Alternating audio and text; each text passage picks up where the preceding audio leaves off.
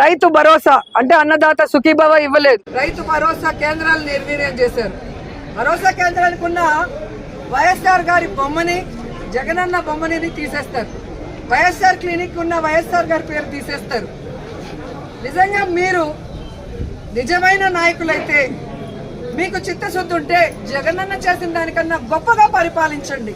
జగనన్న చేసిన దానికన్నా గొప్పగా సంక్షేమాన్ని అందించండి. జగనన్న చేసిన దానికన్నా గొప్పగా అభివృద్ధిని అందించండి. అంతేగాని నిర్వీర్యం చేస్తూ ఈరోజు కక్ష సాధింపు చర్య చేసుకోవాలంటే గొప్ప గొప్ప వాళ్లే చరిత్రలో చరిత్రహీనులుగా మిగిలిపోయి కాలగర్భంలో కలిసిపోయారు. ఆ విషయాన్ని చంద్రబాబు నాయుడు, లోకేష్, పవన్ తెలుసుకోవాలని కూడా ఈ సందర్భంగా తెలియజేసుకుంటున్నా. మహిళలకి మీరు ఇచ్చిన ప్రతి వాగ్దానాన్ని నెరవేర్చాలి. రైతులకు ఇచ్చిన ప్రతి వాగ్దానాన్ని నెరవేర్చాలి.